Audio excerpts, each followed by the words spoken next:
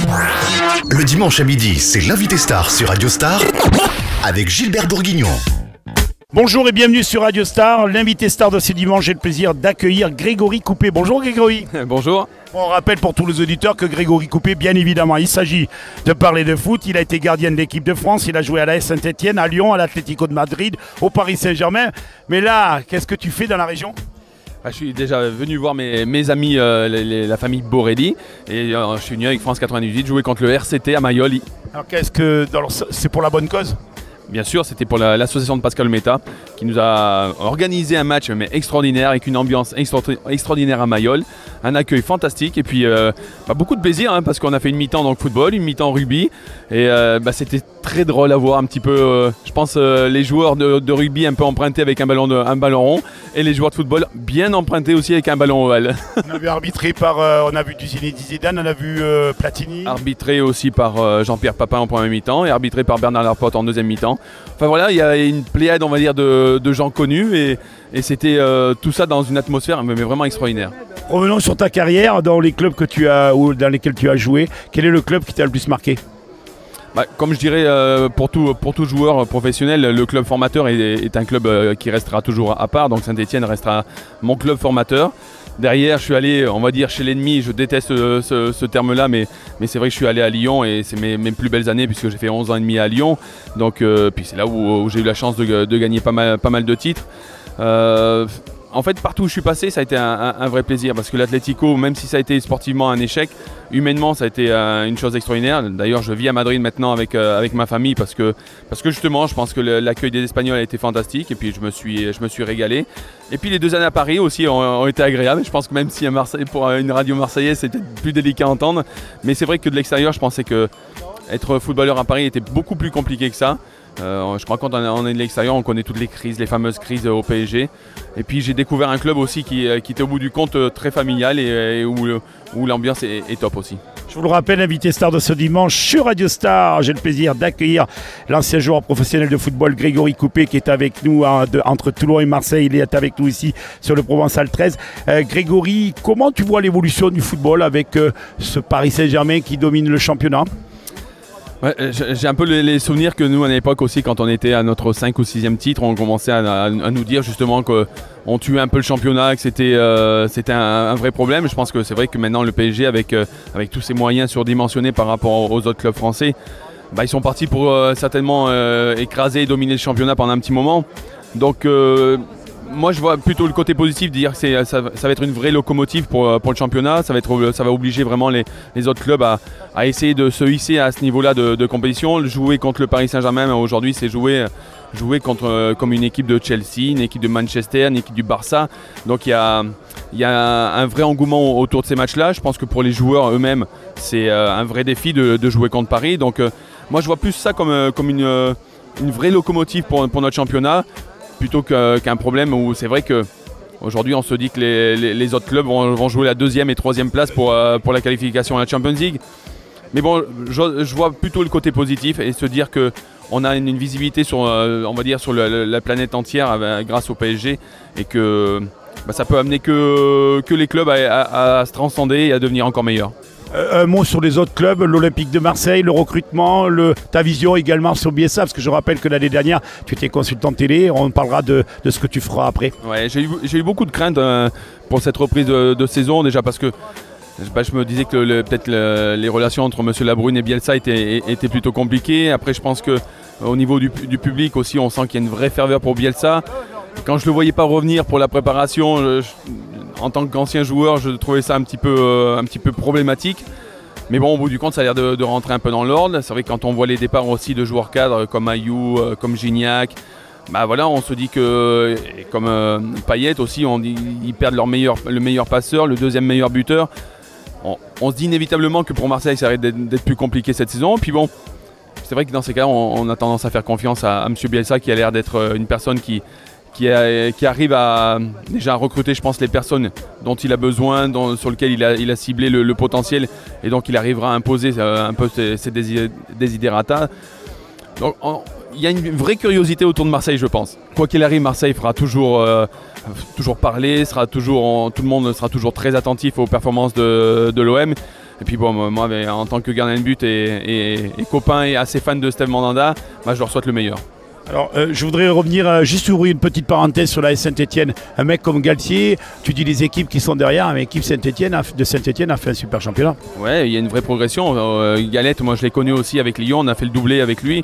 C'était Alain Perrin, on va dire l'entraîneur en chef, mais je ressors toujours que Galette a été un élément très important pour se doubler avec l'Olympique Lyonnais. Depuis, il est parti à Saint-Etienne et je trouve qu'en tant que numéro 1, il fait aussi un super boulot. Donc grand respect parce que je pense qu'il est en train de créer quelque chose de très fort à Saint-Etienne. Il a une vraie équipe, je trouve, à l'image de son public, où les joueurs se donnent énormément. J'ai quelques anciens aussi copains, dont Jérémy Clément aussi, et François Clerc, des joueurs que j'apprécie. J'apprécie aussi Stéphane Ruffier aussi, que je suis tout particulièrement. Donc voilà, c'est mon club formateur, donc j'ai un œil aussi toujours très attentif, même si on sait que la rivalité avec Lyon est toujours présente. Mais bon, comme j'ai toujours dit, j'ai la chance d'aimer ces deux clubs. Un mot sur Lyon, puisque on parle de la rivalité. Ouais, Lyon, début très difficile parce qu'ils ont l'Emirates, le tournoi à Londres. Ils ont pris une belle correction face à Arsenal, donc je pense que ça va faire mal. La perte de Clément Grenier aussi est une chose, je pense, catastrophique parce que c'était quand même le meneur. Il a déjà perdu 6 mois la saison dernière. Là, il est reparti pour perdre 6 mois aussi. Donc dans la dynamique, on va dire, d'un joueur et dans l'état d'esprit qu'il a par rapport au collectif, c'était un joueur important. Donc je pense que ce tournoi a dû faire mal un petit peu mentalement aux joueurs. Mais bon, c'est peut-être aussi un mal pour un bien, attaquer un peu dans le dur. Là, cette saison, ils vont avoir la Champions League aussi, c'est une équipe jeune, donc ils vont découvrir un championnat certainement compliqué aussi, avec un rythme effréné de match. Bien sûr, je leur souhaite le meilleur, ça c'est clair, mais je leur souhaite surtout de continuer à développer le jeu qu'ils ont fait la saison dernière, parce que je trouve que c'était un jeu très attrayant, avec une possession de balle, une qualité technique, je trouvais vraiment au-dessus de la moyenne, donc on espère qu'ils vont encore nous enchanter cette saison.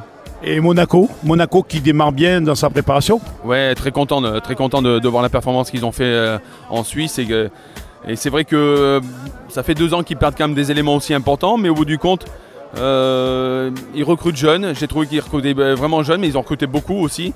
J'attends de voir El Shaarawy parce que c'est vrai que c'est un joueur que j'apprécie beaucoup en Italie et que il a fait une saison un peu plus compliquée la saison dernière, donc j'imagine que peut-être pris dans cette ambiance-là, ça peut donner quelque chose de sympa aussi. Avant de passer à la conclusion, donc je vous le rappelle, l'invité de star de ce dimanche sur Radio Star, j'ai le plaisir d'accueillir l'ancien joueur de foot, gardien de l'équipe de France, gardien de la Saint-Etienne, de l'Atlético de Madrid, du Paris Saint-Germain et bien sûr de Lyon. Sur l'équipe de France, l'équipe de Didier Deschamps, il va y avoir une échéance capitale l'année prochaine qui est l'Euro 2016, et après il y a aussi une autre échéance, mais on va prendre les grands rendez-vous les uns après les autres, mais aussi dans la même question, un tirage au sort qui n'a pas été facile pour les qualifs de la Coupe du Monde. Oui, mais bon, j'aurais tendance à dire que pour espérer se qualifier à une Coupe du Monde, faut être prêt à battre tout le monde. Bon, il y aura le championnat d'Europe avant, et ça c'est vrai que au-delà d'être un joueur, on est français aussi, donc j'espère déjà aussi que l'image que la France développera par rapport à ce tournoi-là sera très positive. Je pense que Didier Deschamps a repris les choses un petit peu en main, notamment on parle de l'attitude un peu des footballeurs de l'équipe de France, et que par rapport à ça on a une vraie fierté de les voir à Rio et de bien se comporter aussi. Donc maintenant on va passer un peu au stade supérieur, c'est qu'on va leur demander aussi certainement d'être performants avant tout. Donc voilà, être performant par rapport aussi à cette capacité à bien se tenir. Nous, qu'on soit bon dans l'organisation et dans l'accueil du monde entier en France. Et puis je pense qu'on aura un super tournoi et pourquoi pas avoir l'équipe de France au bout. Pour conclure, Grégory Coupet, qu'est-ce qu'il fait aujourd'hui en dehors de venir jouer au rugby, foot ou venir au jeu provençal? Qu'est-ce qu'il fait aujourd'hui, Grégory? Donc je viens de quitter RMC et BFM, donc je viens de quitter les médias pour peut-être me lancer dans une académie sur Marrakech, donc essayer de prêcher un peu la bonne parole, échanger les chemises et les vestes par un short et un t-shirt élégant. Donc voilà, j'ai un petit peu de fourmis dans les jambes, j'ai envie de... je sais que ma vie elle est sur le terrain, donc j'ai envie d'aller sur le terrain, d'entraîner, de conseiller et puis de me donner, quoi. Je me dis qu'il me reste encore quelques belles années à avoir encore un petit peu la santé, donc on va la mettre au profit pour essayer d'aider des jeunes à grandir. La télé et la radio, bonne expérience. Ah, génial, ouais. Non, déjà je me dis qu'en tant que peut-être futur entraîneur, c'est une belle occasion de connaître aussi l'envers du décor. Mais j'ai découvert aussi des gens super. Puis RMC, c'était aussi une très très belle radio, une sacrée machine aussi. Donc je remercierai jamais assez Monsieur Pesanti de m'avoir recruté. Et pour j'avais dit que c'est la dernière question, là c'est vraiment la dernière question.